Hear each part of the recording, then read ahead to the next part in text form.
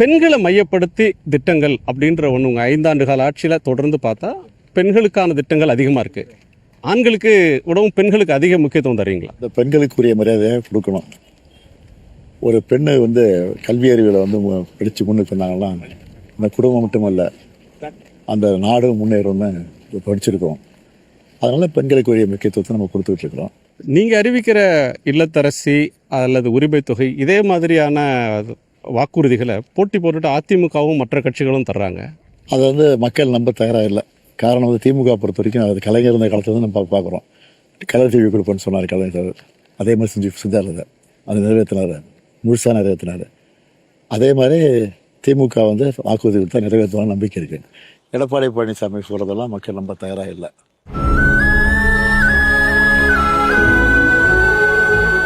நாற்பது வருஷமா பட்டா இல்லாம இருந்தது.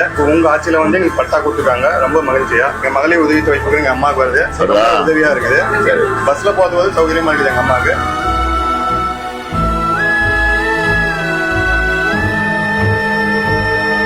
ஸ்கூலுக்கு போறீங்களா? காலேஜா? காலேஜ்மா? என்ன படிக்கிறீங்க? புதுமை பெண் திட்டம். 1000 ரூபா. கரெக்டா வர்றது.